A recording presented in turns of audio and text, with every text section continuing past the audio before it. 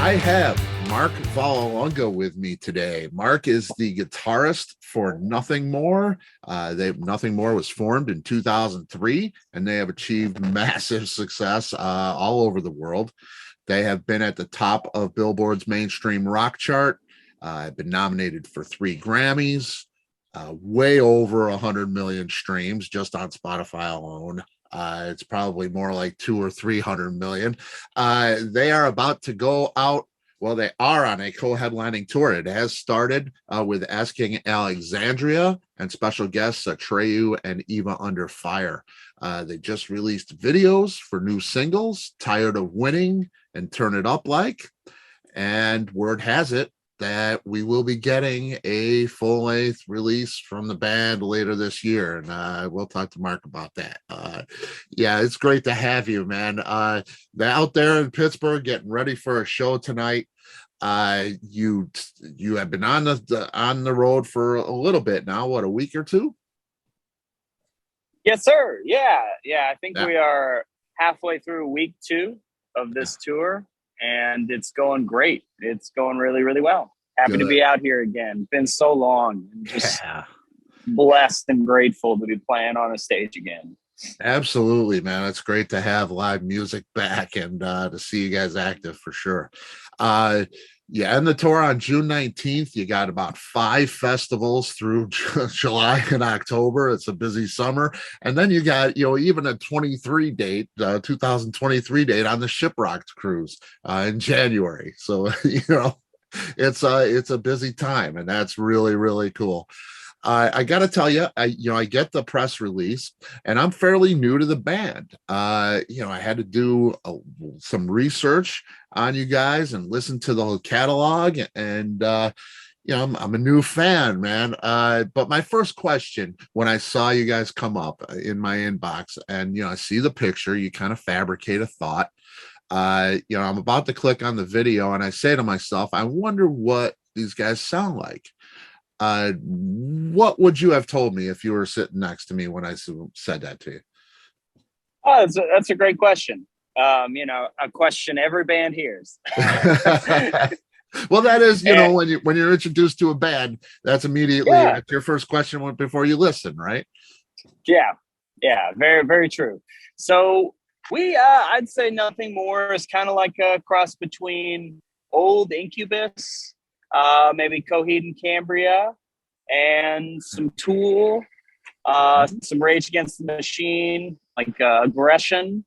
Got some 90s vibes, all with a little kind of modern sort of metalcore-ish, probably like an in-depth personal lyrical approach in regards to like Ben Folds or the Beatles, where you really zoom in and get these personal stories. Man, that's a great description, man. I mean, that nails it, man. It really does. Because, those are two different things, the lyrical part of your music and the sound, and you blend them really well. But there is a different kind of vibe from each. What's the first thing I should play for somebody? I clicked on the video for Turn It Up, and nice. Loved it. Do you think that was a great first choice? What would your first choice for somebody to introduce them to Nothing More? Yeah, that is a great question. Obviously that's the newer stuff. That's where we're at right now in our journey. Mm-hmm. And I'm just as proud of it as I am a song like Jenny, which is maybe our most popular song in regards to streams and data like that. Jenny's a great song because you do get the lyrical approach as well as kind of like a basis for what Nothing More is supposed to sound like. Then there's songs like Go to War and Just Say When on the last record, The Stories We Tell Ourselves, that are a little more straightforward and still great songs we're super proud of. That's awesome. How's the writing process for you guys work? Is there like one main writer or do you guys get in the same room, collaborate together, which is, not the way to do things these days, especially, in COVID time. But, how do you guys form these songs? Yeah, absolutely. For Nothing More, there's no right or wrong way. And we try to keep that fresh sense of inspiration. Or time is more a song or a singer and an idea and some chords, and I'll show it to the guys, and we'll kind of write the song like that. Sometimes it's a riff. Sometimes it's a weird programming DJ type of idea that Johnny will create, and it's like, oh man, how do I play this on guitar? and do it that way. You know, there's no wrong or right way to write a song for nothing more. We like to keep it fresh. That's cool. That's cool. You know, I want to talk about the new record, which, you know, if it's coming out, when it's coming out, all that kind of stuff. But I have to ask you about the very beginning. You know, the press release says the band's released 3 studio albums. Now, I know for a fact there's other albums. You had Shelter in 2004, 2007 saw Save You, Save Me. Why are those records not considered part of the catalog? You know, is there, and do you play any of them live? You know, are they recognized from you? They weren't recognized as on the press release, and that is kind of curious. Right. So we discontinued those albums. Obviously, you were able to find them, and they are still there on YouTube. You can go search and dig to old recordings of, you know, Nothing More pre 2007, basically. But we had other singers, and we went through maybe 4 or 5 of them before it was like, all right, it's us 3, Daniel, Johnny, and myself. And Johnny was our drummer. And after, you know, 4 or 5 singers, it was like, man, let's keep this in house. He had the best voice. He had the passion to kind of jump up to the plate. And we believed in him. Took a bit, like anything. There's a learning curve, you know, going from drummer to vocals. You got to go through some awkward stage moves before, you know, you feel strong and badass about what you're about to do. But yeah, he's been singing since 2008. So he's got some years under him. Yeah, Johnny is incredible, and as a front man, you know, his energy and stuff. You know, I mean, like I say, I researched you guys and found those older albums and found some live clips. You know, I'm a big fan of Eva Under Fire, who you're on tour with. Eva's been on the show a couple times. She's wonderful. I love the band, love the music. It was great to see them there. But you know, so seeing you guys live in clips was just, you know, I'm really excited about this tour. It's a whole new level of live. You got the scorpion tail thing. You bringing that on the road for this time? Yeah, man. It comes out rearing, just roaring in the first song. Oh, wow. It's fun. Yeah. Yeah, it is fun to watch. I gotta tell you, you know, and yeah, the playing the bass with the sticks, you know, I mean, and the energy that you guys do these songs with is tremendous. I mean, it's blistering. So talk about the new record. When will we get it? Are you playing anything from it on the tour? Yes, sir. Yeah, we're playing a couple new songs on this tour, and it's been great. You know, we've all had a lot of time to really dial in these tones over the past couple of years and really hone our skills a lot. Really, really proud of our crew for killing it too. They're delivering every night, and it's quite a sound. And I think a step up from where we were sonically and visually. So it's a lot of fun. Plus, we're all just like, you know, smiles from ear to ear the entire set. Just so happy and blessed to be on stage again, you know? That's cool. That's great to hear, man. Yeah. And the album, sorry, the other part of your question, it will come out later this year. We don't have an approximate date yet, but we're dropping songs every 6 weeks or so. There'll be another song out toward the end of this tour. And that'll be the title track of the album called Spirits. Nice. Yes, sir. Yeah. Very cool. Any noticeable differences with this record? Did you do anything differently, like on purpose? You know, more of this or less of that or anything like that? Yeah. So I think everybody did something different on this record because they had to with COVID. Right. So, we do self-produce and we always have. But now, I was used to basically relying on Ben or Johnny to record me and to record Dan, guitar and bass a lot of the times. And you know what? They live in Louisiana and they live in Phoenix now. So we really had to learn how to file share and send stuff back and forth. And I built a little studio in my garage and I recorded all the guitars and had Dan come over and recorded the bass. So it was fun to really, okay, I can take my time with this. I can get the tones, the parts I want exactly like them, and then send over. Yes, the process did take longer because you really have, it's like anything. You work a long time on this one little part, and then you send it, and the guys are like, "Don't like it." Right. And then it's like, give me some good constructive feedback here. So we had to learn how to do that better, like anybody does. Sure. And so, things took longer. People got angry. It was frustrating for all of us, myself included. But we learned a lot. Do you think that made for a little more intensity maybe on the record, or you brought you to a different place? I do think so. I think because of it, we all really wanted to kind of go down some of these rabbit holes musically and really kind of explore that soundscape space in regards to, similar to bands like Tool and in the progressive realm.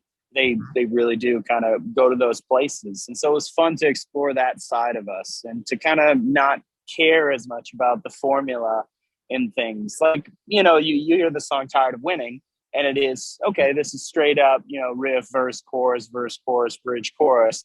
But then there's this outro that happens that isn't technically part of the song, but it was just fun. It was like, this thing's too badass to just like include on its own. And it's like we end up kind of going into this slower version of the chorus at the end of the song after this big 7/8 type of prog journey. And it's so cool. Those are the songs and the albums that moved you, years and years ago. And I feel like a lot of bands don't take risks, and we really wanted to with this album. That's cool. And I think about that, I'm an older guy and I hear a lot, about, the thing a lot of people complain about with younger bands, newer bands, is like guitar. There's not the guitar solo. It's, guitar is more of for the ambient overall sound in a lot of the genres of music today.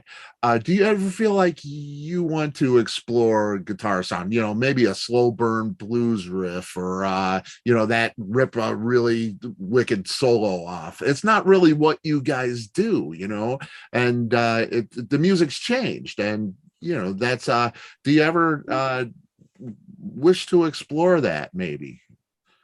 I will say on this record we do. There's several songs that do kind of have a ripping solos, which is fun, and really really cool to have everyone get behind. It's a lot of pressure in for myself or whatever, because you want it to be sick, and we're pretty analytical when we look at our music and really get into the weeds about the nitty gritty and every single note and every single part. But it's been really cool to kind of be able to do a little of that as a guitar player. I grew up with all the Metallica solos of yore, and they helped shape my playing, and I learned them all, bought the tab books, did all of that. And you can probably hear it in some of my playing too. Yeah. Even though we don't totally sound like Metallica, there's definitely some Hetfield in there.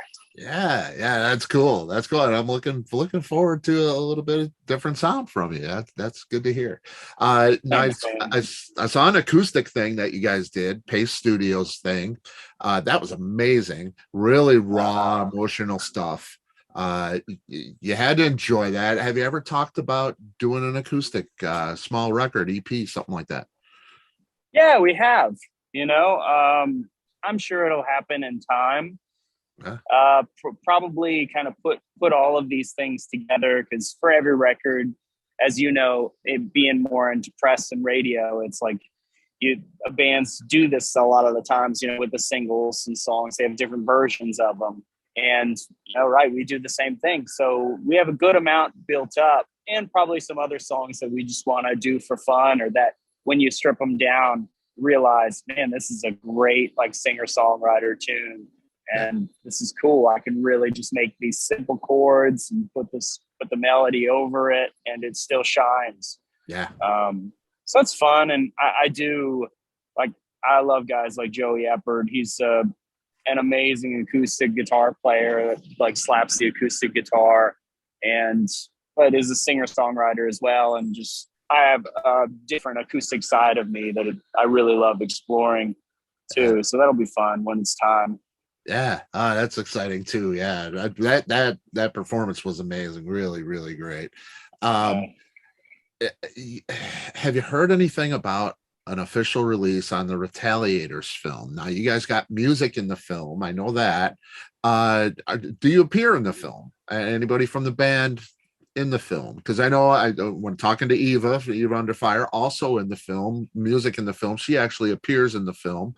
What is your involvement with the Retaliators film? And do you know anything about it? The natives are getting restless with the Retaliators film. They want it bad.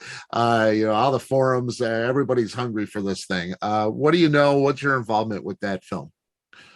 That's cool. I actually know that we are not in the film. Okay. But the music is. I believe so. Yeah, things are always happening so fast. There's always so many emails and this and that.